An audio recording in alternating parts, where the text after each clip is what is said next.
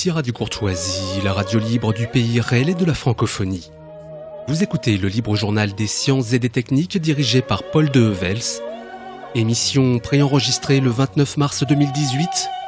Elle est diffusée pour la première fois vendredi 27 juillet 2018 de 18h à 21h et réalisée par Franck.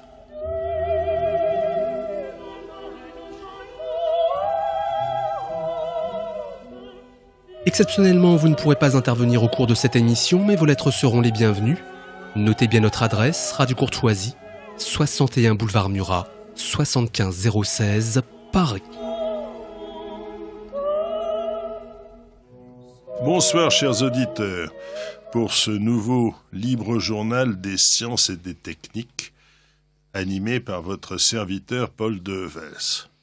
Nous allons parler ce soir d'un sujet finalement extrêmement important pour tout le monde, qui est le sujet de l'énergie. Comme vous le savez, l'énergie, ça sert à se chauffer, ça sert à faire fonctionner à peu près tous les instruments électriques lorsqu'il s'agit d'électricité, ça sert à faire se déplacer dans les combustibles, je parlais de combustible, mais disons les carburants des voitures, des automobiles, des camions, des tracteurs agricoles ou autres. Ça sert aussi à se chauffer lorsque on se chauffe par gaz ou par fioul. Et si vous voulez, c'est vraiment quelque chose qui est à la base de la vie. Donc l'énergie est quelque chose de très important. Et tout ce qui concerne le contexte de l'énergie en France va être en quelque sorte chamboulé par la future loi de transition énergétique. Alors vous me disiez, c'est la loi exactement, le titre exact de la loi, c'est la loi relative à la transition énergétique pour la croissance verte. Voilà. Qui a été votée en août 2015 et qui probablement va être remise à plat. Enfin, c'est ce que j'espère. Alors cette loi, comme vous allez le voir, est pleine de contradictions. On a l'impression qu'on marche sur la tête puisqu'il y a des objectifs et des façons de les atteindre qui semblent complètement contradictoires et même dangereux pour, je dirais, la conduite des affaires en France. Pour parler de cette loi sur la transition énergétique, c'est le titre simplifié que je lui donne, et l'énergie en général, nous avons un spécialiste de ces questions ce soir, qui est Monsieur Pierre Esquèche. C'est un nom d'origine ariégeoise et qui s'écrit E-S-C-A-I-C-H, et ça se prononce Esquèche. Monsieur Esquèche est un ingénieur de l'École supérieure d'électricité, Supélec, et il a fait une brillante carrière dans un certain nombre d'entreprises, surtout à la fin dans Alcatel, dont il dirigeait tout un secteur sur le plan international. Alors, Monsieur Esquèche, en particulier, depuis quelque temps, s'intéresse à l'énergie et au changement climatique, et en particulier sur cette fameuse loi de transition énergétique dont nous allons parler. Donc c'est un sujet qui intéresse tout le monde, comme vous allez le voir, et c'est évident qu'il y a des problèmes dans cette loi qui a été votée, faisant qu'il est nécessaire qu'elle soit réformée, c'est le moins qu'on puisse dire, et surtout pas appliquée telle quelle, parce que nous arriverions, en prenant les choses à la lettre, à ne plus avoir des lumières qui s'allument chez nous, à ne plus avoir de l'essence pour rouler en voiture, et ainsi de suite. Vous allez voir cela tout de suite. Donc, Monsieur Pierre Esquèche, je vous donne la parole pour que vous puissiez développer cette analyse. Alors, la première chose qui m'a surpris quand j'ai découvert la loi de transition énergétique, donc en 2015, il n'y a pas très longtemps, ça fait un petit peu plus de 2 ans, c'est une incohérence qui m'est apparue immédiatement entre la trajectoire qui était prévue pour l'énergie nucléaire, qui représentait à cette époque 77% de l'électricité et qui représente encore aujourd'hui à peu près 72%, puis ça fluctue, ça peut remonter à nouveau. Entre les objectifs donc qui ramenaient cette part à 50% en 2025, donc à un horizon très court de 10 ans à cette époque-là, et qui est maintenant un peu plus court, qui est plus de 7 ans, avec les objectifs des énergies renouvelables, qui représentaient et qui représentent encore autour de 18% de l'énergie électrique, de la production électrique, et dont l'objectif était de passer à 40% en 2030. Alors, permettez-moi de commenter ce que vous venez de dire sur la production d'électricité en 2015. J'ai les chiffres, 77% de nucléaire, comme vous l'avez dit, 10,5% d'hydraulique, et qui est considéré comme une ressource renouvelable, et vous avez 6% de production thermique, c'est-à-dire par des centrales à gaz ou au charbon, 3,7% par les éoliennes, et le reste, c'est la biomasse, des déchets ou des autres productions qui représentent moins de 3%. Donc 77% de nucléaire, et comme vous venez de le dire, Monsieur Escache, il est question dans la loi de transition énergétique de faire passer ceci à 50%, sans remplacement réel, si je comprends bien. Alors, sans remplacement réel, c'est-à-dire que si on prend la trajectoire du renouvelable, c'est-à-dire si on ajoute l'hydraulique, l'éolien, le solaire, quand on dit solaire, c'est le photovoltaïque, et la biomasse, on arrive à une énergie qui passe à peu près de 18% aujourd'hui à 40% donc prévue en 2030. Alors cette progression, sans prendre en compte le côté réaliste de cet objectif, on voit très rapidement qu'en 2025, on devrait se situer autour de 30%, 32%, si on fait une interpolation entre aujourd'hui et puis l'objectif de 2030. Donc 32% de renouvelables, 50% de nucléaire, ça fait 82%. Et donc le reste, il reste que le fossile. C'est-à-dire le thermique, si vous voulez. C'est-à-dire le thermique, c'est-à-dire essentiellement le gaz, mais également aussi le charbon, et puis encore un petit peu de fioul. Donc 18% de thermique en 2025, c'est à comparer aux 6% de thermique qu'on avait en 2015. On avait même eu 5% en 2014. Le thermique, il varie suivant les années, entre 5 et 10%, en gros, suivant la production des autres sources d'énergie, et notamment en fonction de l'hydraulique. L'hydraulique peut varier entre 10 et 14%. Donc, suivant les années, le thermique s'adapte à ça, et donc on a une variation du thermique qui est aujourd'hui entre 5 et 10%. On est à 10% en 2017, mais c'est pas parce qu'on a voulu faire plus de thermique, c'est simplement parce que l'hydraulique a été particulièrement faible en 2017.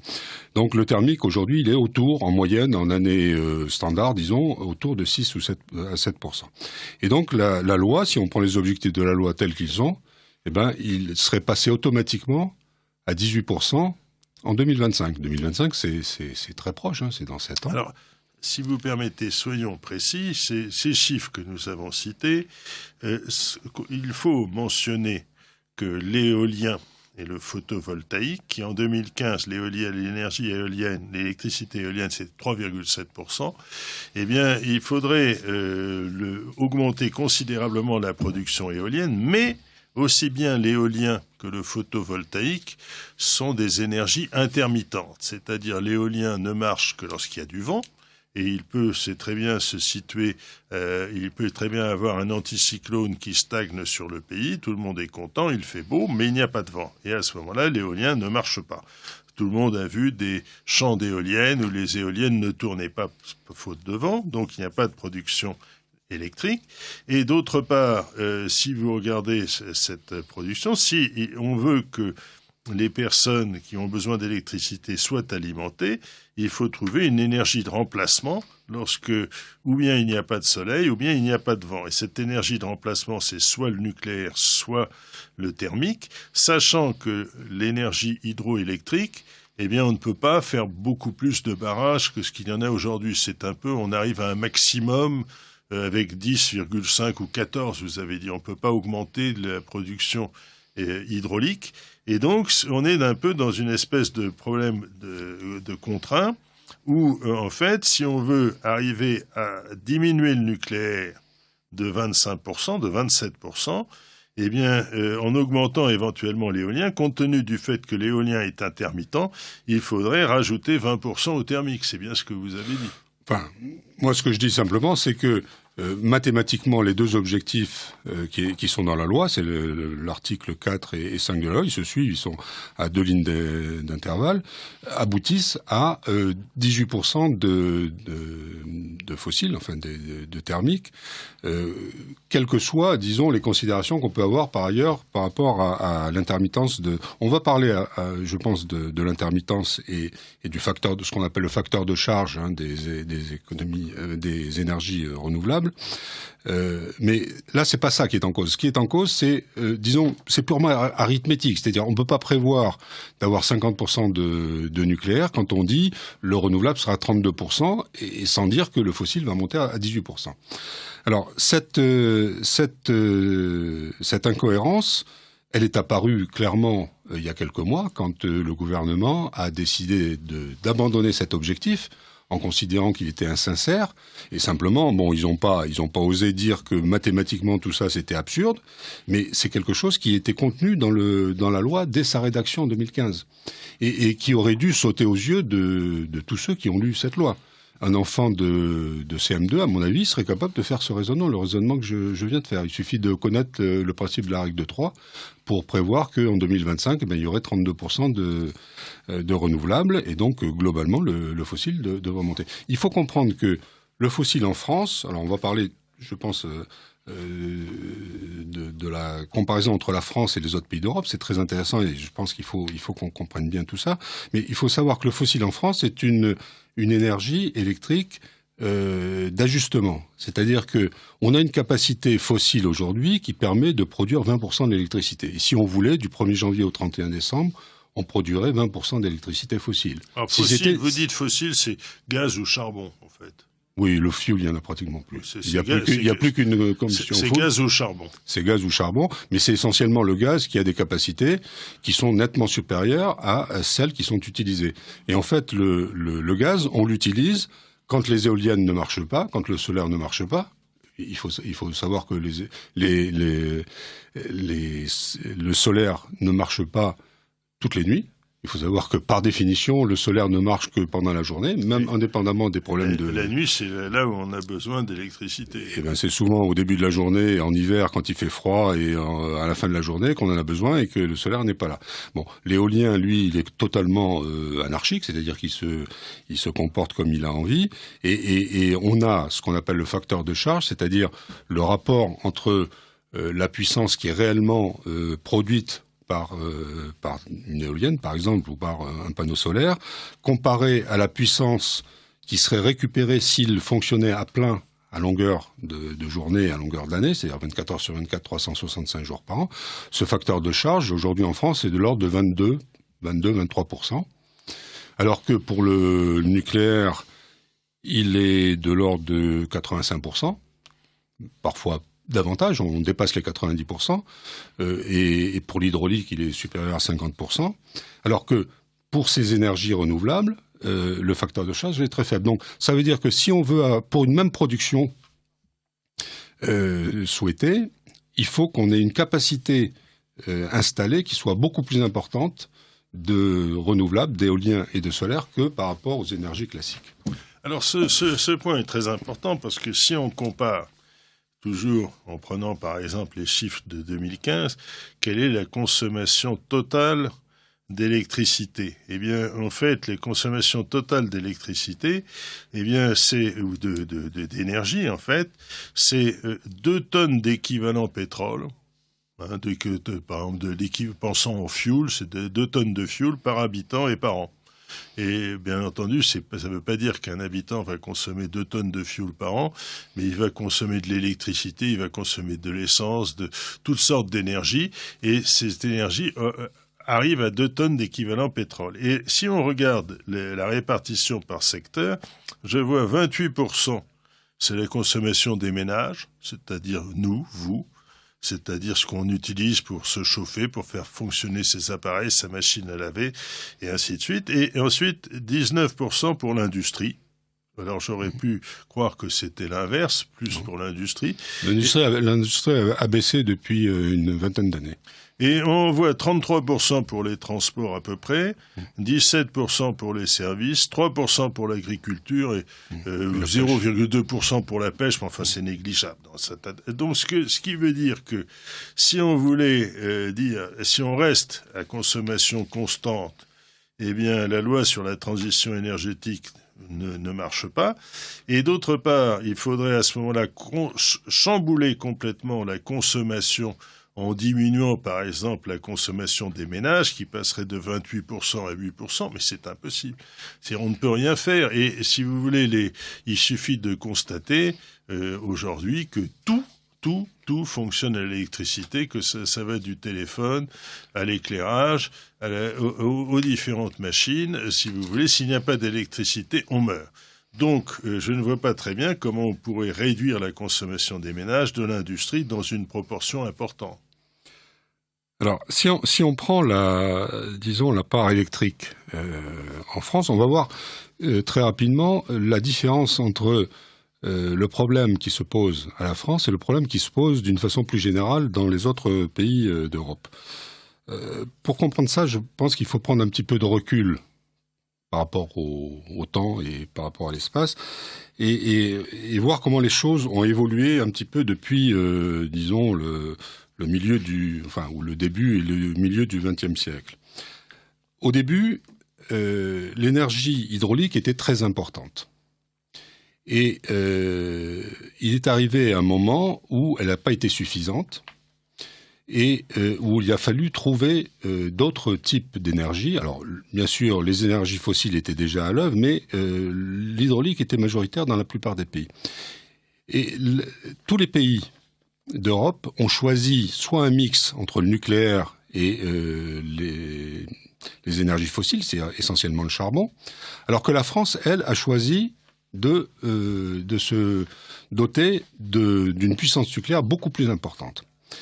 Alors, et pratiquement, le fossile n'a jamais dépassé en France, l'énergie fossile n'a jamais dépassé 12-13%. Aujourd'hui, je vous ai dit, elle est à peu près à 6%. Et elle n'a jamais été une énergie de masse au niveau de la production électrique. Alors que si on prend l'ensemble des autres pays, en dehors des pays qui ont une capacité hydraulique importante, c'est-à-dire les pays nordiques, la Norvège, la Suède, la Finlande, et puis également l'Autriche, mais ce sont des pays de taille plutôt modeste et qui globalement en Europe font moins de 10% de la population, de l'économie. En dehors de ces pays-là, tous les autres pays ont encore aujourd'hui une énergie fossile qui représente plus de 40% de leur production d'électricité. Alors c'est le cas par exemple en Allemagne. En Allemagne, on ne le sait pas très bien parce qu'on n'en fait pas trop la publicité, mais l'électricité allemande est produite avec 55% d'énergie fossile, peut-être un tout petit peu moins depuis un an ou deux, mais c'est supérieur à 50%, et dans lequel il y a 40% de charbon. C'est-à-dire 40% de l'électricité charbon ou de lignite. Oui, enfin, de ce qu'on appelle globalement la filière charbon. Le lignite étant très polluant, comme chacun. Tout à fait, beaucoup plus que le charbon. Alors, petit détail, je fais ce commentaire de ce que vous dites, c'est qu'aujourd'hui, on est capable de fabriquer des centrales à charbon extrêmement propres du point de vue, disons, des gaz qui en sortent. Alors quand je dis propre, ça ne veut pas dire qu'il n'y a pas du CO2. Automatiquement, il y aura du CO2, mais du point de vue polluant. Le CO2 n'étant pas un polluant au sens propre du terme. Et donc, on peut faire des centrales au charbon très propres, mais en Allemagne, une grande partie des centrales sont dues au lignite, qui est une espèce de sous-charbon en intermédiaire entre le charbon et la tourbe de très mauvaise qualité et qui donne des gaz extrêmement polluants. Alors, j'ai pris l'exemple de l'Allemagne.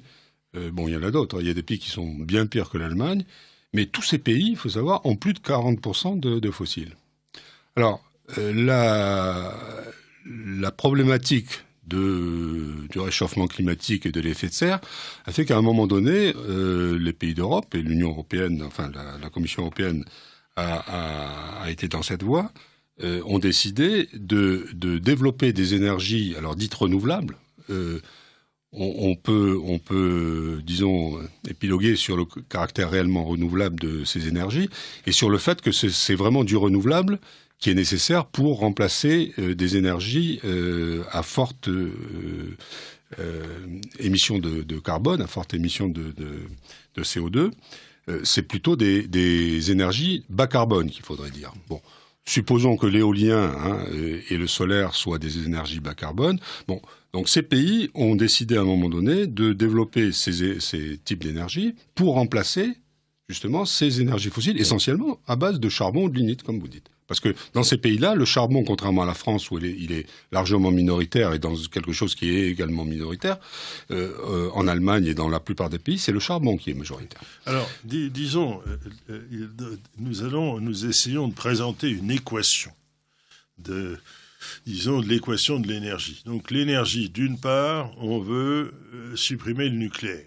Passer de 77 à 50. Non, alors ça, attendez. Ça, c'est une chose. Non, ensuite, sur le charbon, sur les combustibles fossiles, on veut aussi diminuer leur impact pour diminuer leurs émissions de CO2. Alors, j'ai des chiffres que je peux citer sur les émissions de ce qu'on appelle les gaz à effet de serre. Alors, nous n'allons pas parler du climat, nous n'avons pas parlé de ça, mais néanmoins, vous avez le gaz à effet de serre et le CO2 est considéré comme le principal gaz à effet de serre. Donc, les émissions de gaz à effet de serre, en particulier de CO2 par habitant, s'élevaient en 2013 à 4,79 tonnes en France. Mais la moyenne mondiale est de 4,52, donc on est en France pratiquement à la moyenne mondiale, mais la moyenne mondiale comprend l'Afrique, l'Inde, tout ce qu'on veut. Mais alors, si on va en Allemagne, l'Allemagne, c'est 9,25. C'est-à-dire que l'Allemagne fait presque, mais oui, 2 fois plus d'émissions de CO2 par habitant que la France. C'est énorme. Les États-Unis, c'est 16,18. Alors, vous voyez que les États-Unis, c'est 4 fois l'émission de la France. Et quant à la Chine, c'est 6,60. Ce qui veut dire que les émissions de CO2 par habitant en France sont, vis-à-vis des objectifs donnés par les tenants du réchauffement climatique, extrêmement raisonnables. Et tandis qu'en Allemagne, elles sont beaucoup plus élevées. Alors, ce qui se passe, c'est que malgré tout, ça nous permettrait une marge de manœuvre pour faire davantage de centrales thermiques, mais ce n'est pas ça qu'on fait non plus. Alors, pour illustrer ce que vous venez de dire, en reprenant l'exemple de l'Allemagne, il faut savoir donc que quand vous prenez de l'électricité en Allemagne, vous prenez une voiture électrique, par exemple, elle marche à 40% au charbon. Enfin, au charbon lignite. Oui, sur l'électricité fabriquée. Donc, quand on dit, il faut faire très attention, quand on dit vous achetez une voiture électrique, je ne dis pas qu'il ne faut pas acheter de voiture électrique, mais quand on dit avec une voiture électrique, vous êtes sûr d'avoir une énergie propre, non, ça dépend avec quoi on fabrique l'électricité. En France, une voiture électrique est une énergie qui est très propre. Alors, je dis propre, c'est pas par rapport à la pollution, comme vous le signaliez tout à l'heure, c'est par rapport, disons, aux émissions de gaz à effet de serre. En Allemagne, une voiture électrique n'est pas propre. Elle est à 40% au charbon, elle est à 15% au gaz et au fioul. Donc, on peut pas dire que c'est parce que c'est électrique, c'est un peu, on pourrait dire, un recyclage d'énergie sale, l'électricité. C'est ça, c'est-à-dire que c'est la chose, c'est très important ce que vous venez de dire, c'est qu'en fait, si vous prenez une voiture électrique en Allemagne, il a fallu fabriquer l'électricité. L'électricité est fabriquée essentiellement avec une centrale à charbon au lignite. Si on prend une voiture électrique en France, l'électricité est fabriquée à 77% aujourd'hui avec une centrale nucléaire. Et donc, il faut un petit peu se dire la chose suivante. Si on compare une voiture électrique à une voiture à essence, dans le premier cas, vous brûlez de l'essence, du gasoil, si c'est du diesel. Mais dans le deuxième cas, si vous prenez de l'électricité, si cette électricité a été produite avec une centrale à gaz ou au charbon ou au fioul, il y a des pays qui utilisent ce type de centrale, eh bien la vraie consommation, c'est la consommation du fioul qu'il a fallu faire pour fabriquer l'électricité. Tout à fait. Alors, si vous prenez des comparaisons, par exemple, un kilowattheure allemand, aujourd'hui, envoie dans l'atmosphère 8 fois plus de CO2, enfin d'équivalent CO2, qu'un kilowattheure français. Et ça, c'est quelque chose qui est incontestable. et qui doit nous alerter sur les politiques qui sont menées d'une façon générale. Alors en Europe, on comprend très bien. Moi, je comprends très bien qu'un pays comme l'Espagne ou l'Italie ou la Grande-Bretagne ait décidé de développer des parcs éoliens pour remplacer des usines, des usines au charbon, de fabrication d'électricité au charbon ou au gaz. Mais par contre, en France, quand on reprend la même problématique en France, on a calqué, si vous voulez, ce développement du renouvelable, et en France, on veut même faire mieux que tout le monde, c'est-à-dire qu'on prétend être, après les Allemands, le deuxième pays de développement du renouvelable. On va développer du renouvelable en France pour remplacer, non pas pour remplacer de l'énergie fossile, puisque les énergies fossiles, on n'en a pratiquement pas. Et il faut savoir que l'énergie fossile que nous avons, on aura du mal à s'en passer. On parlera tout à l'heure, je pense, des scénarios qui sont proposés aujourd'hui par RTE, le réseau de transport d'électricité, et qui tous conservent une partie fossile qui est à peu près équivalente à celle qu'on a aujourd'hui, après élimination simplement du fioul et du charbon. Alors juste, excusez-moi, mais il y a une chose qui serait un chiffre, je n'ai pas, mais qui est le suivant. Imaginons que vous soyez allemand et vous achetez une voiture électrique. Et naturellement, vous prenez cette voiture électrique en Allemagne, où vous chargez les batteries avec le secteur allemand, qui est essentiellement produit par des centrales à charbon au lignite. Donc essentiellement, vous consommez du charbon ou du lignite par personne interposée. Et donc, il est évident qu'à ce moment-là, vous pouvez comparer la quantité d'émissions de CO2 qui est faite par cette consommation à celle que vous feriez avec une bête voiture à essence. Et d'après ce que j'ai pu voir, il faut rester très factuel. Je n'avance pas des chiffres exacts, mais j'ai l'impression qu'en Allemagne, si on a une voiture électrique, on consomme virtuellement plus de CO2 que si on a une voiture à essence. C'est un calcul que j'ai pas fait, mais qui peut être effectivement intéressant. En Allemagne, ça doit être le cas. En France, si effectivement l'énergie est fournie par des centrales nucléaires, les centrales nucléaires n'ont pas d'émissions de CO2. Plus l'hydraulique, quand même, qui n'émet pas de CO2 non plus. Oui, si vous ajoutez le nucléaire et l'hydraulique en France, vous êtes quand même pas loin de 90%. C'est ça. Et avec 90%, vous pouvez dire, effectivement, si vous prenez une voiture électrique en France, si l'énergie est produite par l'hydraulique et le nucléaire, vous n'avez pas d'émissions de gaz à effet de serre, alors que si vous faites la même chose en Allemagne, c'est l'inverse qui se passe. Alors, tout ça nous laisse, ça pose à mon avis une question de fond, c'est-à-dire quand on fait une loi comme la loi de transition énergétique, dont l'objet numéro 1 est de lutter contre le réchauffement climatique, il faut savoir, disons, dans quelle mesure l'électricité est disons, la partie à laquelle il faut s'attaquer en premier. Quand on voit que, moi j'ai calculé. Alors j'ai fait des calculs qui sont peut-être un tout petit peu différents des vôtres. J'arrive à peu près à une demi-tonne par Français de gaz à effet de serre, enfin d'équivalent CO2 émis par l'électricité, et à entre 6,5 et 7 tonnes émis par le reste de l'activité, le reste de l'énergie. Donc on s'attaque, si vous voulez, à quelque chose qui représente moins de 10% des gaz à effet de serre avec l'électricité, alors que la majorité des gaz à effet de serre en France sont émis par le reste de l'énergie. Donc c'est complètement contradictoire. On se demande pourquoi, brusquement, l'électricité est devenue un enjeu. Simplement, il y a eu, alors pour des raisons politique probablement.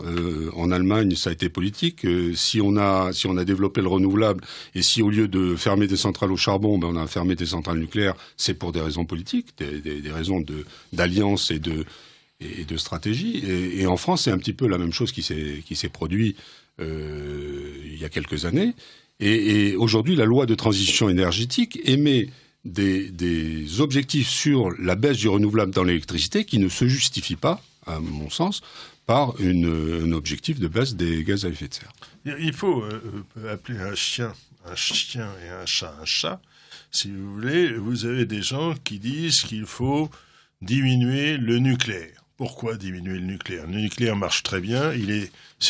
En France, c'est l'énergie qui coûte le moins cher.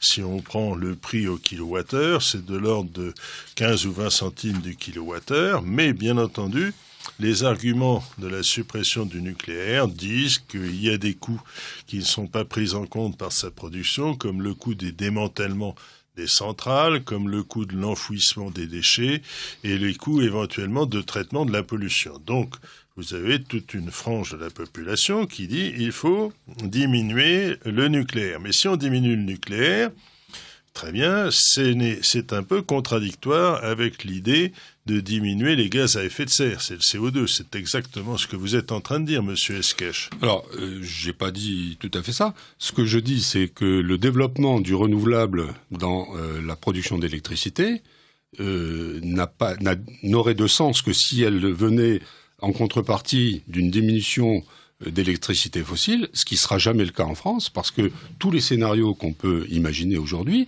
ne prévoient pas une baisse, en dehors de la fermeture des centrales au charbon, mais qui représente pas grand-chose, hein. Même si c'est une part importante de cette petite partie de gaz à effet de serre émis par l'électricité, en dehors de ça, tous les scénarios prévoient de conserver la capacité de gaz qu'on a aujourd'hui et même de la développer.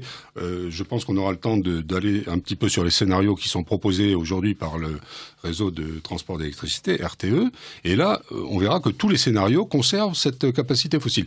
Donc, le développement du renouvelable n'a pas pour conséquence de baisser l'énergie fossile dans l'électricité, mais a pour but de développer le renouvelable. C'est-à-dire qu'on n'est pas dans une logique de lutte contre les émissions de gaz à effet de serre, on est dans une logique de développement du renouvelable.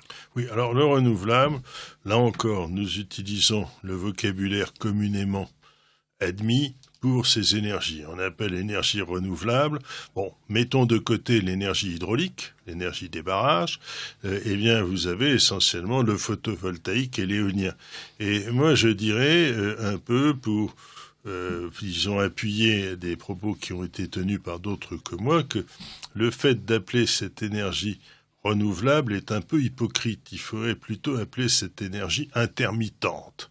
Alors le vent est renouvelable, certes, le soleil est renouvelable, mais le caractéristique essentiel de ces énergies, c'est qu'elles sont intermittentes, c'est-à-dire qu'à certains moments, les éoliennes, les parcs photovoltaïques ne produisent pas d'électricité. Et donc, si on augmente considérablement ces parcs, eh bien, il faut prévoir une source de fabrication d'électricité de remplacement. Monsieur Hulot a annoncé qu'il souhaitait que l'on passe d'une dizaine de milliers d'éoliennes actuellement installées à 50 000, c'est-à-dire qu'on multiplie par 5 ou par 6 le nombre d'éoliennes en France. Alors, je ne parle pas de l'aspect esthétique, je ne parle pas des nuisances, ce n'est pas notre propos aujourd'hui.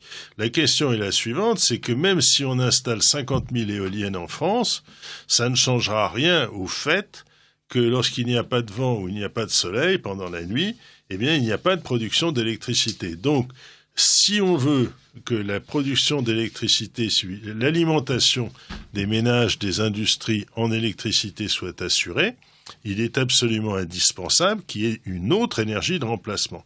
Si on veut en même temps supprimer 25% du nucléaire, la mission est vraiment impossible. Je me répète, mais si vous voulez, c'est quelque chose qui, à mon avis, est patent. Alors, bon, moi, j'ai voulu, je me suis posé cette question, mais j'ai voulu le vérifier d'une façon concrète et objective à partir de calculs, de chiffres. Donc j'ai repris, alors je ne sais pas si vous serez d'accord pour qu'on reprenne ça comme bilan. J'ai repris le bilan prévisionnel de RTE 2017. Alors RTE, rappelez ce que c'est. Alors je l'ai déjà dit tout à l'heure, donc c'est le réseau de transport d'électricité. Donc c'était une partie intégrante d'EDF préalablement, et avec l'ouverture à la concurrence c'est toutes les lignes à haute tension, à basse tension, toutes les lignes qui servent à transporter de l'électricité. Voilà, alors nous allons peut-être nous tromper à plusieurs reprises, parce que il y a quelques années EDF avait le monopole de l'électricité en France, et maintenant vous avez toutes sortes de sociétés qui s'y sont rajoutées, y compris Suez, Engie, si je ne m'abuse, et même Total, qui vendent de l'électricité, et cette électricité est en concurrence avec EDF, qui est l'opérateur traditionnel, et naturellement circule sur le réseau déjà installé, c'est le RTE, le réseau de transport d'électricité. Voilà. Donc c'est un peu compliqué, c'est comme si on voulait parler du train en disant que maintenant la SNCF ne va plus être l'opérateur, disons, essentiel. Donc il faut savoir que par exemple pour la SNCF, vous avez le réseau ferré de France qui est indépendant des trains, et de la même façon, depuis quelques années, le réseau installé d'électricité est indépendant d'EDF. Indépendant d'EDF, mais n'est pas indépendant des pouvoirs publics. Non. Et c'est ce qui ressort de tous les bilans annuels qui sont parus depuis quelques années. Je dirais que le bilan prévisionnel 2017 est un peu une rupture par rapport à ce qu'on trouvait précédemment. Avant, on avait des affirmations qui étaient souvent un petit peu commerciales, enfin qui étaient à la gloire du développement et des énergies nouvelles. Aujourd'hui, on a des analyses qui sont beaucoup plus circonstanciées, beaucoup plus approfondies, même s'il y a beaucoup à dire sur la façon dont toutes ces hypothèses sont faites et sur les conclusions auxquelles ils arrivent. Alors moi, j'ai fait ça en 2 étapes, si ça vous convient. La première étape, c'est d'analyser donc le bilan de RTE.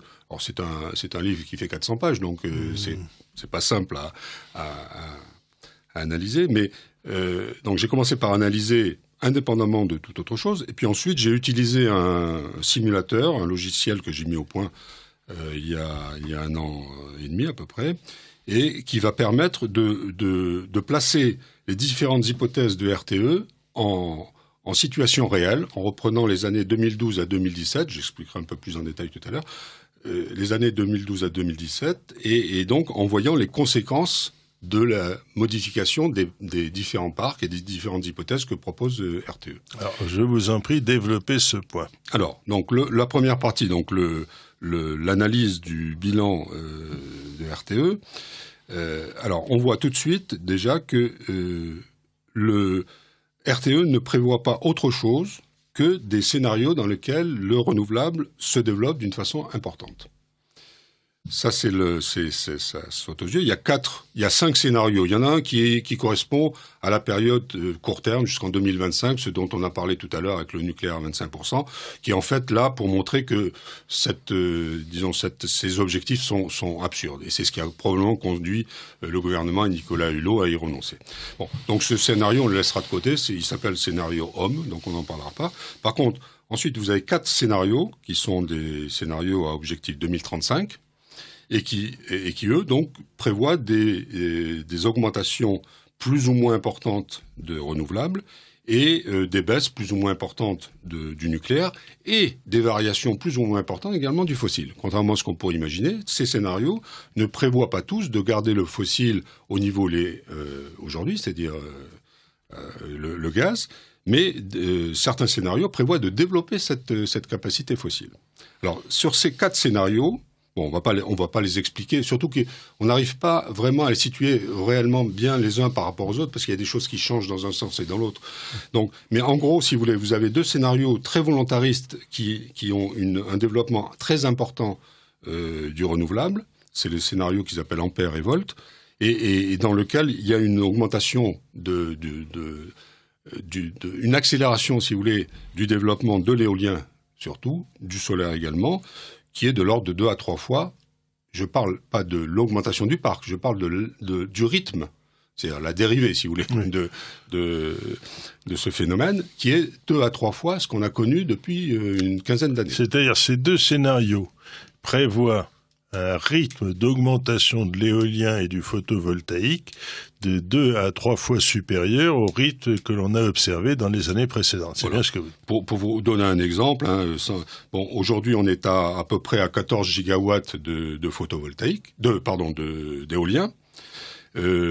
Si on prolonge la courbe actuelle, on arrivera à peu près à 34 en 2035. Par le doublement du parc installé. À peu près, on double un peu plus que le double. Hein. Mais bon, c'est normal. Hein. Sur une période d'environ 12 ans, on est passé de 0 à 14. Bon, sur une période de à peu près 17 ans, on va passer de 14 à 34. Bon, mais il faut savoir que les scénarios qui sont proposés par RTE, le scénario O monte à 67 gigawatts au lieu donc de 34. Donc on passerait de 14 à 67. 4 fois multiplié par 4. C'est multiplié par aujourd'hui, par rapport à ce qu'on a aujourd'hui par 4. Et le scénario de basse, enfin l'hypothèse basse, c'est 50. C'est-à-dire 50, c'est, vous voyez, par rapport à 34, qui serait la prolongation actuelle, c'est quand même une multiplication par 3 de ce qui existe aujourd'hui.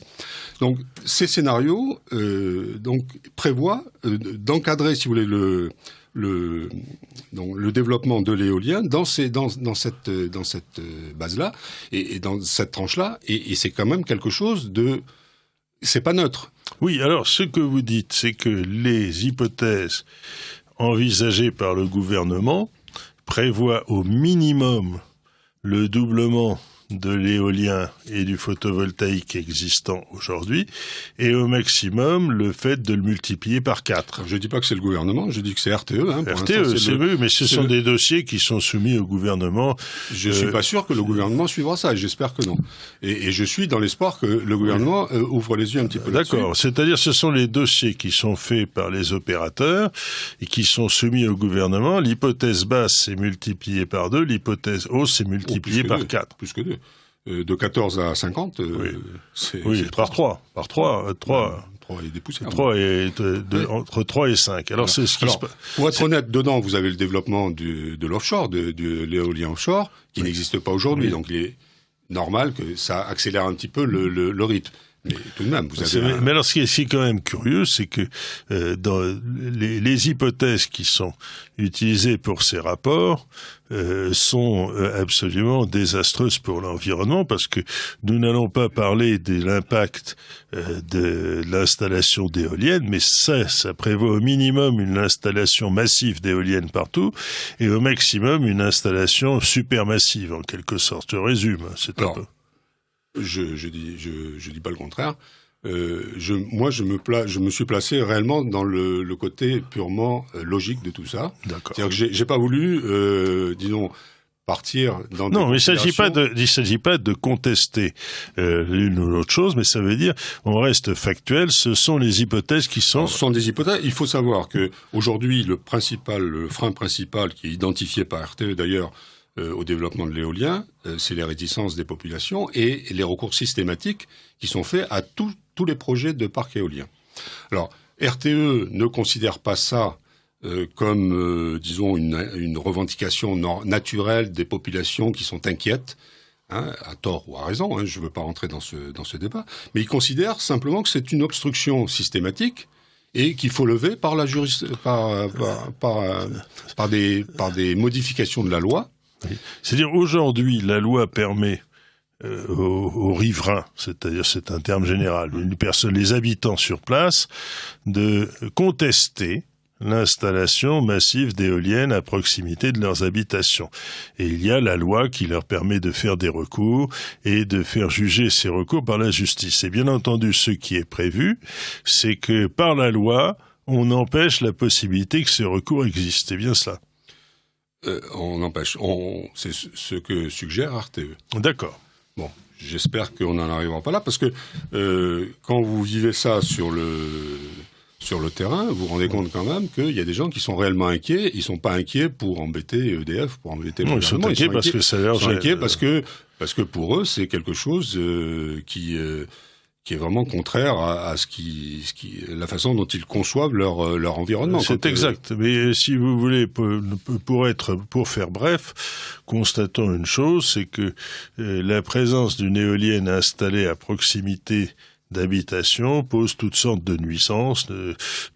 C'est pas le but de cette émission d'en parler, et c'est parfaitement logique que des personnes qui habitent sur place puissent contester l'installation. Et le fait que cette possibilité existe et soit utilisée, ça gêne RTE dans son entreprise de développement de ses productions. Ou en tout cas, ça gêne RTE dans les objectifs qu'on lui a imposés, en tout cas depuis quelques années.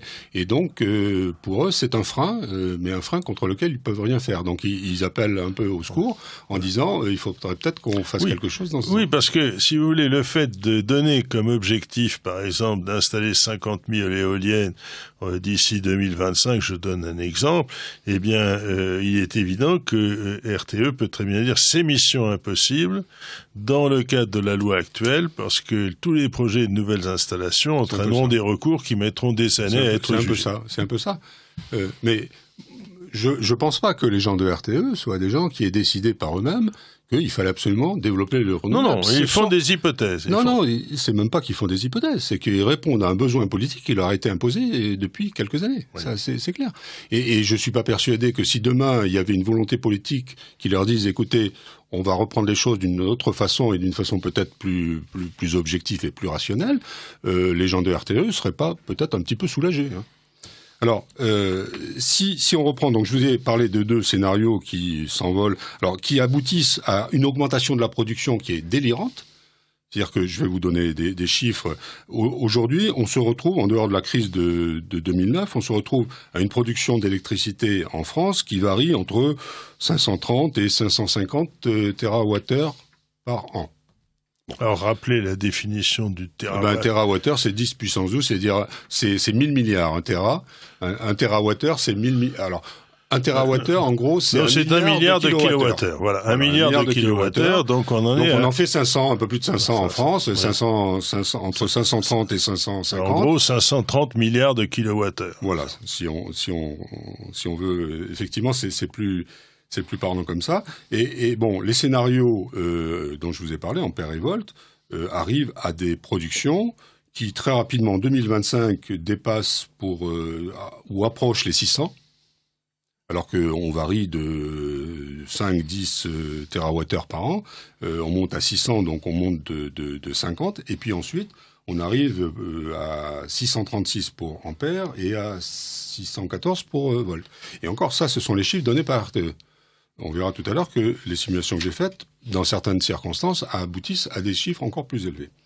Bon, vous avez ensuite des scénarios qui s'appellent Hertz, Lot, Watt, qui se caractérisent par une montée du fossile et une baisse plus ou moins importante du nucléaire. Alors, le scénario Hertz garde une part de nucléaire importante, 55 gigawatts contre 63 aujourd'hui, donc c'est une réduction relativement réduite en 2035, donc sur un horizon quand même assez long, mais qui, pour pallier, si vous voulez, quand même cette baisse du nucléaire, est obligé d'augmenter la partie fossile. Et puis, vous avez le scénario Watt. Alors lui, à mon avis, c'est un épouvantail qui a été émis par RTE par rapport à la sortie du nucléaire. Là-dedans, vous avez pratiquement plus de nucléaire. Il reste plus que 8 TWh contre 63 aujourd'hui de puissance. Le nucléaire ferait dans ce scénario à peu près 12% de la production, contre 75 à peu près aujourd'hui. Et par contre, la capacité du fossile serait multipliée par 3. Et ça, c'est le scénario qui prépare la sortie du nucléaire. Donc, je ne pense pas que RTE y croit.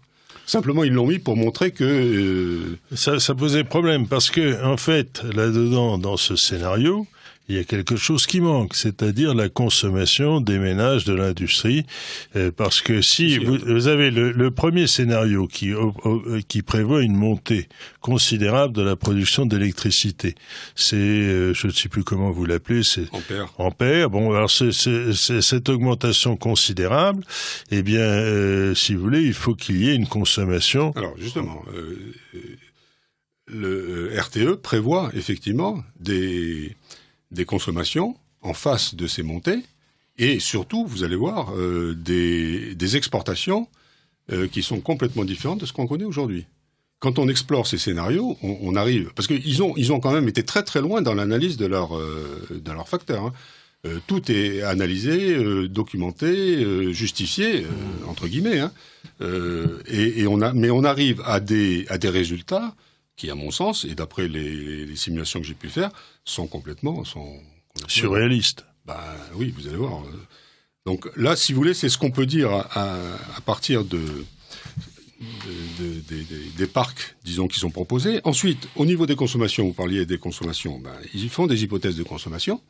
Alors, ils prennent, disons, l'historique, mais ils n'en tirent pas de conséquences, c'est-à-dire ils ne prennent pas l'historique de la consommation qui, elle, varie autour de 480. Depuis une dizaine d'années, on tourne autour de cette valeur-là. En plus et en moins, ça varie beaucoup suivant les années, suivant peut-être la conjoncture et un certain nombre d'autres choses, mais on est en moyenne autour de 480. Donc, beaucoup moins que la production qui, elle, est autour aujourd'hui de 530. C'est 480 milliards de kilowattheures. Voilà, toujours la même unité. Donc on a aujourd'hui un solde exportateur qui est de l'ordre de 40-50 milliards de kilowattheures. Alors attendez, le solde exportateur... ce n'est pas quelque chose d'évident, parce que ça nécessite le développement de nouvelles lignes. Donc ça, c'est ce qui existe. C'est ce qui existe actuellement. C'est ce qui existe, et vous allez voir qu'on va développer tout ça. Alors, au niveau de la consommation, ils prévoient une tendance à la baisse de la consommation, parce que ils analysent tous les facteurs qui peuvent jouer sur la consommation. Bon, les grands facteurs. Bon, l'isolation du bâti, en fait, des bâtiments en général, les équipements électroménagers, et l'éclairage, qui ont donc maintenant tendance à baisser au niveau de la consommation d'électricité. Les véhicules électriques qui, eux, par contre, vont faire remonter cette consommation d'électricité. La démographie, qui également va faire remonter, puisqu'on a une démographie qui va continuer à augmenter la population française. Même si ça se réduit, on va encore augmenter. D'ici 2035, on va encore avoir 4 ou 5% d'augmentation de la population. Donc, ce sera automatiquement une augmentation de 4 à 5% de l'énergie.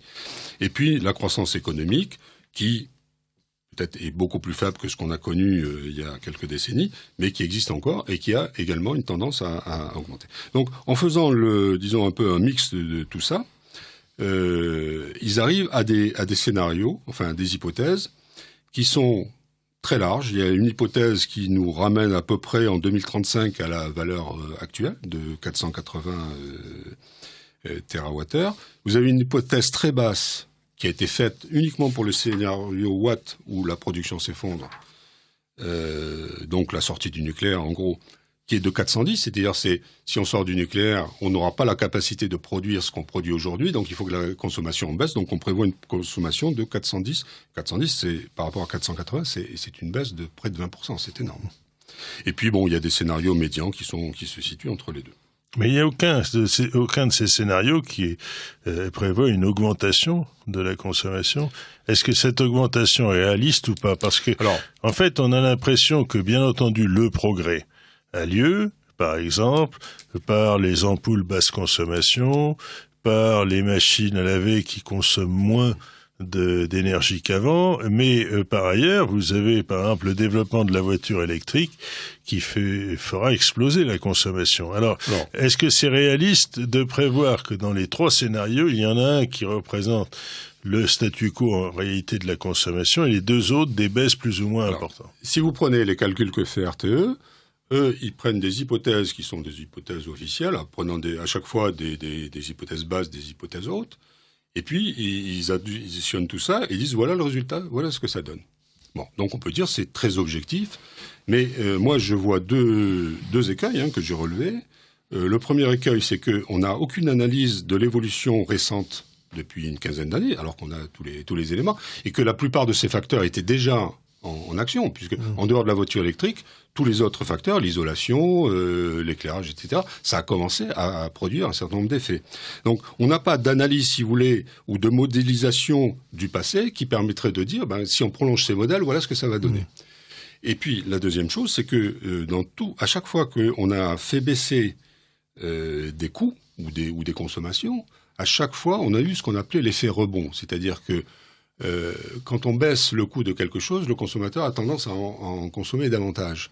Et il consomme une partie du gain qui était espéré de cette façon-là. C'est le cas pour le carburant, par exemple. les moteurs sont beaucoup plus performants qu'ils l'étaient il y a 30 ou 40 ans. Et ça s'est traduit par une explosion du parc automobile et par une augmentation de la taille des véhicules. Vous avez des véhicules aujourd'hui qui sont énormes, qui pèsent, à mon avis, plus que ce que pesaient les véhicules d'il y a 40 ans, mais qui consomment finalement globalement moins que... Mais on aurait pu faire mieux si on avait gardé des petites voitures. Et donc on a eu tendance, les ménages ont maintenant la plupart du temps 2 voitures, tout ça a été facilité par le fait qu'on a baissé les consommations, on a augmenté les performances des moteurs. Si aujourd'hui si toutes les voitures, on leur remettait les moteurs qui existaient il y a 40 ans, je suis pas persuadé qu'il n'y ait pas un certain nombre de ménages qui se réduisent leur parc automobile à une seule voiture. Oui, mais alors, il y a une deuxième chose qui n'est peut-être pas prise en compte dans ces modèles, c'est le coût du kilowattheure. Parce que le coût du kilowattheure allemand est plus du double du kilowattheure français, et ça tient essentiellement à leur modèle de production électrique. Et il faut que les auditeurs, alors je rappelle, excusez-moi, il faut le faire, que nous sommes sur Radio Courtoisie et nous faisons une émission sur l'énergie et la loi de transition énergétique, les contradictions que cette loi porte en elle-même, et nous avons comme invité Monsieur Pierre Esquèche, qui est ancien élève de l'École supérieure d'électricité et un spécialiste de l'énergie. Ceci étant, si vous voulez, est-ce que le prix de l'électricité a été pris en compte dans ces modèles? Parce que il est clair que si l'électricité double, eh bien, il y aura une pression sur les consommateurs qui vont essayer d'utiliser le moins d'électricité possible. Honnêtement, je peut pas être catégorique, mais je ne crois pas que ce soit le cas. Mais si vous voulez, le prix de l'électricité sera un peu une conséquence des évolutions des politiques énergétiques. Je crains que dans le futur, on ait une surproduction d'électricité, parce que en France, si on allait vers les solutions qui sont proposées par RTE, on aurait une surproduction. Et je crains que l'Allemagne soit également en surproduction, parce que ils vont développer l'éolien et quand on développe, il faut savoir, quand on développe ces énergies intermittentes, on les développe de telle façon que pour éviter des trous d'air énormes, on est obligé de mettre des capacités considérables qui la plupart du temps produisent des quantités beaucoup plus importantes que ce qui est nécessaire. Mais quand même, je maintiens que le coût de l'énergie et le double en Allemagne de l'énergie française. Alors, effectivement, votre raisonnement est libéral. Ça consiste à dire s'il y a une surproduction d'énergie, eh bien, il est difficile d'imaginer que cette surproduction soit associée à un renchérissement du prix. Néanmoins, il y a une question réelle de rentabilité. Alors, si on prend des chiffres, alors on peut contester ces chiffres, mais c'est de l'ordre de 20 centimes, peu s'en faut, du kilowattheure fourni par l'énergie nucléaire, et ça va jusqu'à 1 euro kilowattheure pour l'éolien terrestre, jusqu'à 2 euros, ce sont des chiffres arrondis, du kilowattheure pour l'éolien offshore, l'éolien maritime. Donc il est difficile d'imaginer que si le prix de l'électricité est calculé à 77% sur l'énergie nucléaire et à 10,5% sur l'énergie renouvelable des barrages, c'est-à-dire eh bien si c'est calculé sur ce prix-là, si on fait passer la part l'intermittent renouvelable des éoliennes de 10 000 éoliennes à 50 000 éoliennes, il est difficile d'imaginer que l'électricité n'augmente pas. Oui, non, mais c'est probable. Moi, j'ai fait une analyse à la fin de mes simulations. J'ai fait une analyse du coût complet. Alors, le coût complet, c'est quelque chose qui est un peu contestable parce que ça suppose des hypothèses assez rigides. Mais dans tous les cas de figure, même dans le cas où on ne suit pas les directives, enfin les propositions de RTE, mais on reste un petit peu dans la philosophie actuelle d'avoir une part très importante de nucléaire, on aura une augmentation globale du coût de la production électrique. Bon, ça se traduira probablement par des prix du kilowattheure plus importants. Il peut y avoir des effets aussi de surproduction qui baissent à un moment donné, peut-être l'ensemble de ces prix, mais ça veut dire que on sera déficitaire au niveau de la production d'un pays. Parce que si globalement on a un coût et qu'il n'est pas compensé par un prix équivalent pour des raisons de surproduction, eh bien les pays producteurs, forcément, perdront de l'argent. Oui, en particulier, c'est-à-dire la perspective, c'est qu'il y ait mettons pour simplifier, une faillite d'EDF, mais on n'en est pas là. C'est-à-dire qu'en fait, l'EDF, ou les principaux fournisseurs d'électricité, que sont Total, Engie, etc., arrivent à une situation où leur activité serait presque non rentable. En gros, c'est ce que vous dites. Oui. On regardera peut-être à la fin donc le problème du coût de façon plus détaillée, mais vous avez raison, c'est un facteur qui peut être important.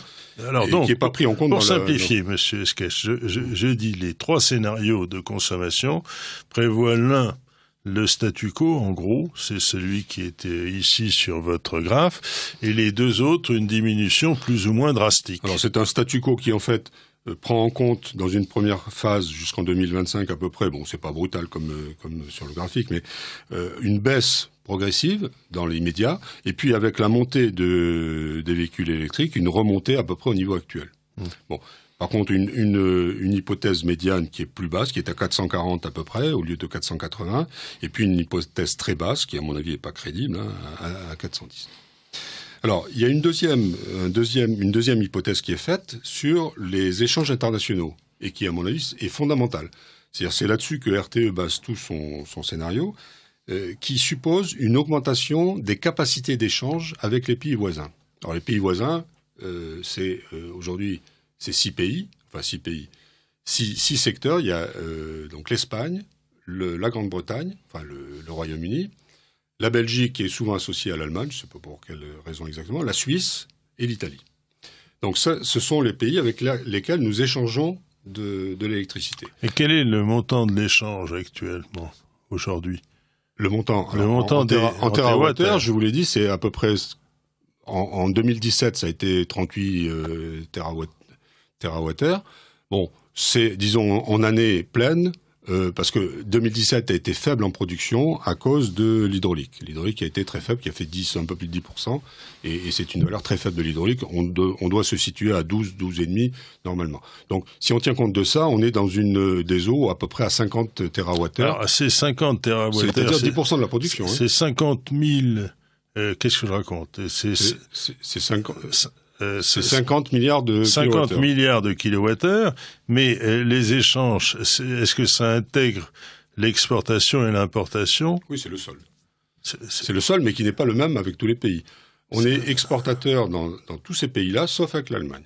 L'Allemagne, les choses sont plutôt équilibrées, on est même légèrement importateur. Donc c'est à peu près, c'est le flux dans un sens ou dans un autre. C'est l'addition des flux, l'addition algébrique des flux entrant et sortant. Entrant et sortant. Oui. C'est-à-dire que donc si on veut prendre le flux entrant seul ou le flux sortant seul, il faudrait peut-être, je ne sais pas si ça va prendre la moitié. Oui, mais ça n'a pas beaucoup d'intérêt. Quand vous prenez les mouvements demi-heure par demi-heure, vous voyez des inversements d'importation et d'exportation avec le même pays d'une demi-heure à l'autre. D'accord. Et donc c'est quelque chose qui fluctue, c'est vraiment un échange. Bon. Oui, mais alors additionner toutes les exportations et toutes les importations, à mon avis, il n'y a pas beaucoup d'intérêt. Ça dépend du pas que vous prenez. Si vous prenez toutes les demi-heures, vous allez arriver à quelque chose de très important, mais le sol sera toujours le même. Si vous prenez au niveau de la journée, vous allez avoir un solde. Donc là, vous prenez la somme des valeurs absolues de ce qui sort et qui rentre. Donc on a tendance à sortir de l'électricité de France. Bon, alors aujourd'hui, on constate des capacités maximales, mais on le constate une fois par an, même s'il y a des valeurs souvent qui sont proches de ça. On a en 2017 eu un maximal de 17 gigawatts. Sur une période d'une demi-heure, 17 gigawatts d'échange, donc d'exportation. 17 gigawatts, c'est pas mal, sur 130 à peu près gigawatts de la capacité. Ça représente 15% de la capacité. La production, c'est beaucoup moins que ça. Ouais. Et la production, c'est de l'ordre de 65 à peu près. Donc c'est quand même une part importante, mais ce sont des pointes. Bon, et en importation, on a constaté 10 et quelques. Alors, ce que dit RTE, c'est que aujourd'hui, on est limité par les interconnexions. les capacités d'interconnexion, et ces capacités d'interconnexion vont augmenter énormément. Alors ça, c'est encore autre chose. C'est-à-dire que pour arriver à faire des lignes exportatrices, il faudrait multiplier les lignes à très haute tension qui relient les différents pays. Alors là, ils prennent tous les projets en cours. Ils disent qu'ils sont très prudents, qu'ils ne prennent que les projets sûrs, qui ont été validés, avec de la prudence également dans les plannings, dans les délais. Donc, ils arrivent à des hypothèses dans lesquelles ils montent ces capacités, en gros au double, à 33 gigawattheures pour l'exportation, et à un peu plus de 20, non, pardon, ça c'est le minimum, à peu près 27 gigawattheures en importation. Donc à peu près le double de ce qu'on a aujourd'hui, même plus pour l'importation. Alors, moi je suis très sceptique par rapport à ça, parce que c'est pas parce que vous allez augmenter les tuyaux que forcément le flux va être dans le même sens. Bon, c'est pas parce que aujourd'hui je suis étonné que on ait des prévisions d'export qui soient supérieurs à ceux de l'import, parce que les tuyaux ils marchent dans les deux sens. L'électricité, je l'ai jamais vu faire autre chose que elle peut aller dans les deux sens. Donc si aujourd'hui on a 17 gigawattheures d'importation au maximum et 10 à peu près d'importation, c'est parce que il y a à un moment donné d'autres facteurs qui jouent que la largeur des tuyaux. C'est parce que on a plus besoin d'exporter que d'importer. Et puis parce que on trouve à l'étranger des capacités d'exportation, enfin d'absorption de notre surplus supérieur à ce qu'on a dans l'autre sens. Mais alors projeter ça dans l'avenir, ça veut dire que on a des facteurs qui vont intervenir, mais que RTE n'analyse absolument pas. Donc ils ont gardé à peu près le même ratio entre l'import et l'export, avec des hypothèses hautes et basses. Bon, mais on sait pas pourquoi. On ne sait pas vraiment pourquoi. On n'a pas la même chose. Donc ces hypothèses vous paraissent artificielles. Je dis pas qu'elles sont artificielles. Je dis simplement que c'est difficile de faire des projections de ce genre-là, et surtout c'est difficile ensuite d'en déduire ce qu'ils en déduisent. C'est-à-dire que eux, ils en déduisent qu'à partir du moment où ils ouvrent les vannes, on va passer tout ce qu'on veut. Et bon, ça, on va le voir peut-être plus en détail dans la suite, mais ça, c'est un point fondamental. C'est-à-dire que en fait, ils utilisent, et je l'ai vu moi sur mes simulateurs, c'est-à-dire quand j'ai simulé, j'ai retrouvé les mêmes chiffres que RTE, mais je vois que mon simulateur, par exemple sur un des cas que j'ai étudié, on est au maximum pendant 27% du temps. 27% du temps d'une année, c'est-à-dire on prend toutes les demi-heures, 24 heures sur 24, j'ai 4800 demi-heures, enfin tranches de demi-heures dans lesquelles on est au maximum. C'est pas réaliste. C'est totalement irréaliste. Et toutes leurs prévisions sont basées sur des trucs comme ça. Sur toutes leurs prévisions, disons, d'exportation, parce que vous allez voir ce que ça donne, on peut le voir tout de suite. Au niveau de l'exportation, donc RTE, alors tout ça c'est des chiffres de RTE pour l'instant. RTE prévoit donc de passer le solde exportateur qui est aujourd'hui je vous ai dit autour de 50, il était à 38, bon mais il était à 65 il y a 4 ans.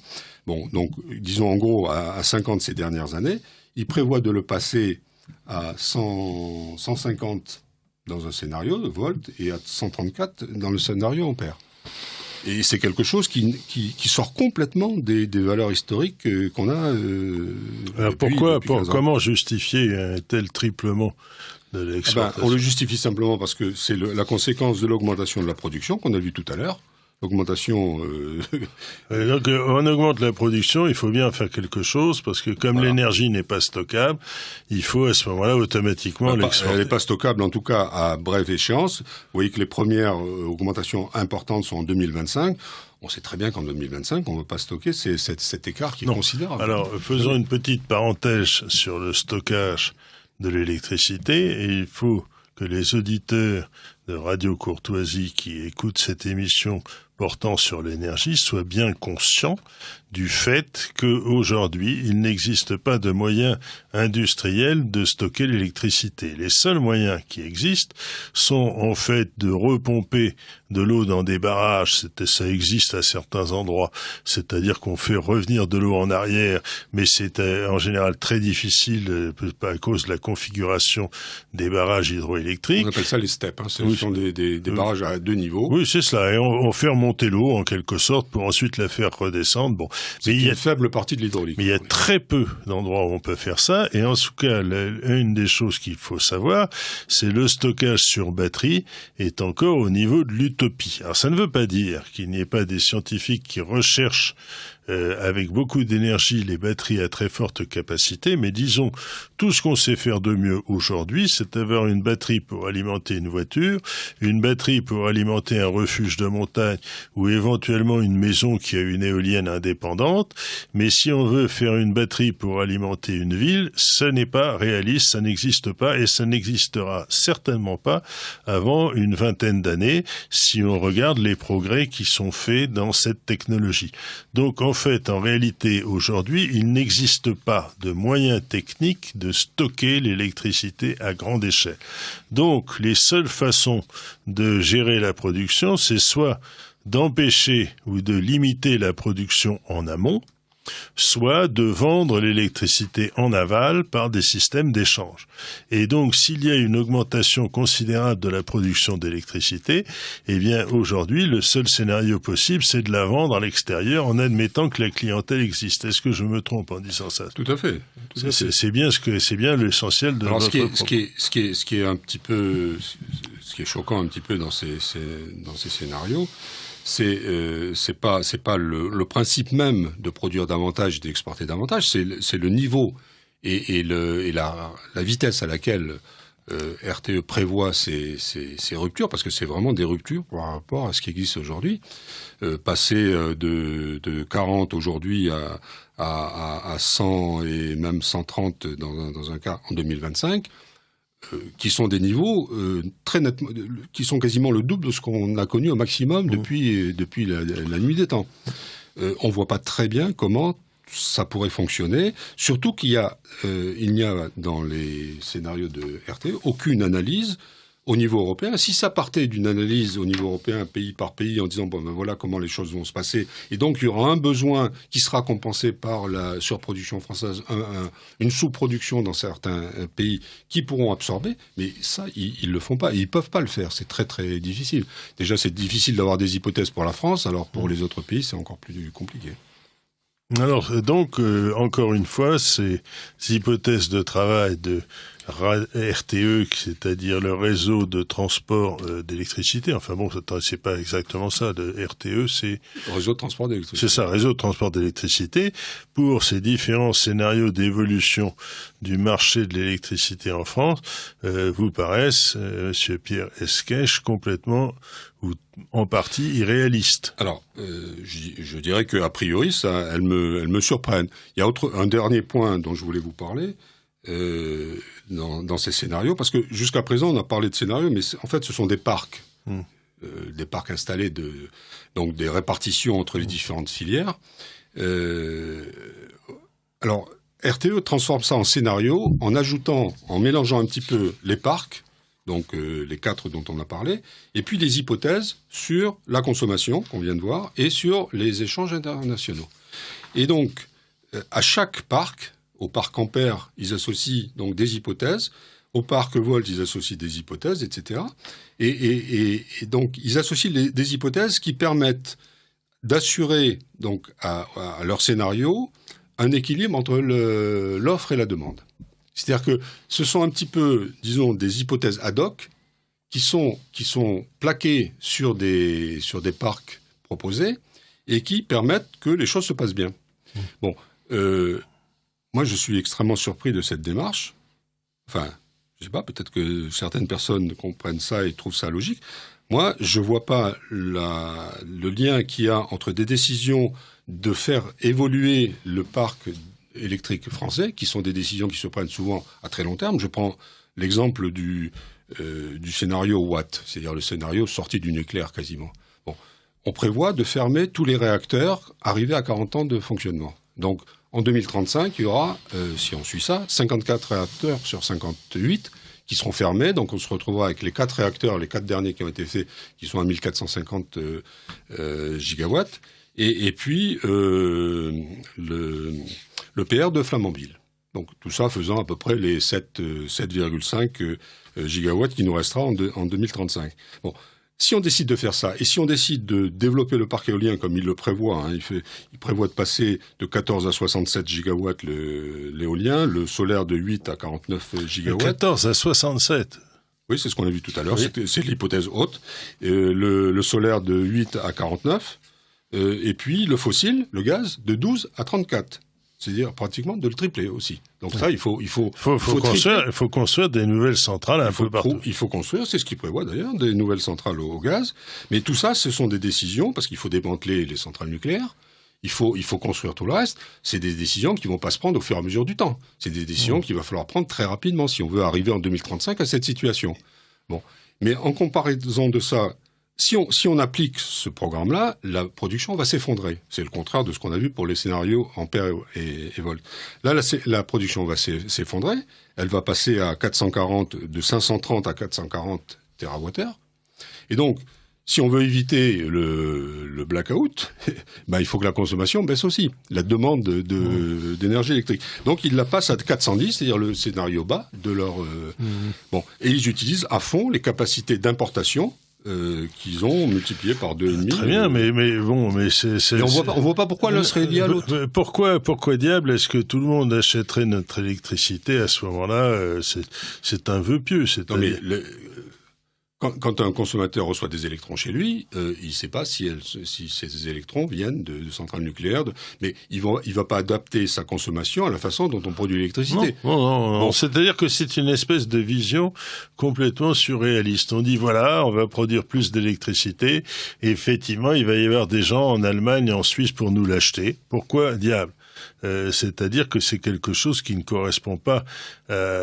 Si vous voulez, en gros, ça consisterait pour un fabricant d'automobiles en disant l'hypothèse haute, on fabrique 20% d'automobiles en plus, et puis de toute façon on trouvera des gens pour les acheter, ou hypothèse basse, on fabrique 20% en moins, et on met des voiles sur le capot pour que ça marche avec une énergie propre, et puis il se trouvera toujours des gens pour nous les acheter, et ceci sans étude de marché véritable vis-à-vis des pays acheteurs. Je trouve que c'est pire dans le sens de la baisse, c'est-à-dire que si on baisse la production par le scénario en question, là, qui était pratiquement une sortie du nucléaire, ça suppose que la consommation va baisser. Mais la consommation baisse, on a des moyens un petit peu de restreindre la consommation, mais pas dans des proportions pareilles. Et on n'aura aucun moyen de dire aux consommateurs, il faut consommer moins s'ils peuvent pas consommer moins. Ou oui, c'est-à-dire la consommation d'électricité, j'ai toujours entendu dire, et ça paraît conforme à la réalité, c'est quelque chose de difficilement contrôlable. C'est-à-dire, par exemple, vous avez des gens qui d'un seul coup vont allumer leur lumière parce il y a un nuage qui passe dans le ciel, ou qui vont mettre en marche leur machine à laver à une heure qui n'est pas prévue dans la journée, et ainsi de suite. Et je pense que cette situation, il y a beaucoup d'aléas là-dedans. Donc, bien entendu, en faisant la moyenne et en intégrant tous ces aléas, les producteurs d'électricité, EDF, Total, Engie, etc., ont une certaine habitude des fluctuations de consommation d'électricité au jour le jour, mais en moyenne, la moyenne générale, il est très difficile de la contrôler. Je me souviens qu'il y a quelques années, le temps passe, EDF, qui était l'opérateur unique à cette époque-là, faisait d'une publicité extraordinaire pour l'installation partout de radiateurs électriques. Bon, il est évident que si, par exemple, vous avez des tas de personnes qui se passent au chauffage électrique pour remplacer leur chauffage au fioul ou au gaz, ça entraînera une surconsommation, et cette consommation n'est pas véritablement contrôlable parce que c'est un fait de marché. C'est le marché des gens, si vous voulez. Vous pouvez effectivement contrôler certains types de consommation. Je vous donne un exemple. Par exemple, si vous doublez, par exemple, le prix du litre d'essence à la pompe, il est évident que vous avez beaucoup de gens qui vont diminuer drastiquement leur circulation automobile. Ça c'est fait. En Italie, par exemple, vous avez eu d'un seul coup des augmentations massives du prix de l'essence à la pompe. Et ça a entraîné une baisse assez drastique de la circulation. Mais si on veut raisonner en termes lissés, eh bien, on ne peut pas arriver à cette espèce de modulation de la consommation d'électricité par le prix ou par l'incitation. Et donc, le fait de s'imaginer que sous prétexte que l'on diminue la production d'électricité, ben la consommation va s'adapter à ça, je ne vois pas très bien comment. Tout à fait. Alors, si vous le permettez, je peux résumer, si vous voulez, en quelques mots. Donc, la première conclusion sur l'analyse de ce rapport. Alors, permettez-moi de faire précéder ceci par l'annonce de cette émission. Vous êtes, chers auditeurs, vous écoutez le Libre Journal des Sciences et des Techniques, qui est diffusé sur Radio Courtoisie toutes les 4 semaines. Et nous recevons Monsieur Pierre Esquèche, ancien élève de l'École supérieure d'électricité et qui a été cadre en entreprise dans de hautes fonctions et qui aujourd'hui intervient comme spécialiste de l'énergie. Alors je vous en prie, Monsieur Esquèche, faites vos conclusions. Donc, en résumé de tout ce qu'on a dit sur le bilan prévisionnel, entre guillemets, de RTE 2017, donc les principaux enseignements, on a tout d'abord clairement des propositions qui sont toutes tournées vers un développement du renouvelable. Il n'y a aucune analyse d'autres voies qui soient explorées, et il n'y a aucune recherche d'optimisation carbone. On constate, le carbone sera le résultat de ce qu'on aura, mais il n'y a pas de recherche vraiment d'optimisation dans ce domaine. Ensuite, il y a une augmentation de la production qui est en décalage total avec l'évolution qu'on a connue depuis plusieurs décennies, des évolutions historiques.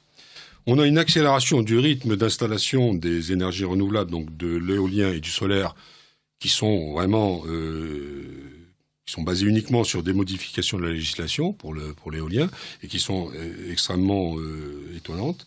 On a des hypothèses optimistes, disons, sur la baisse de la demande et sur les capacités d'exportation et d'importation. Et puis on a un mélange, le dernier point dont on vient de parler, un mélange entre les parts qui sont proposées et les hypothèses qui sont adaptées. Finalement, on prend les hypothèses qui sont adaptées au parc et on les associe pour faire des scénarios qui tiennent la route. Mais rien ne dit que dans ces scénarios, si on met ces parcs, ce sera bien ces hypothèses qui viennent. Donc c'est complètement irréaliste. Disons que c'est étonnant. Enfin, c'est étonnant. Oui, mais enfin bon, vous voulez pas. Donc j'ai voulu. Permettez-moi d'émettre un commentaire là-dessus. C'est un rapport qui, disons, est trop optimiste sur certains points de vue et essaie d'adapter les choses, la réalité, à une vue d'esprit. C'est-à-dire que ce n'est pas possible que ça se passe comme ça.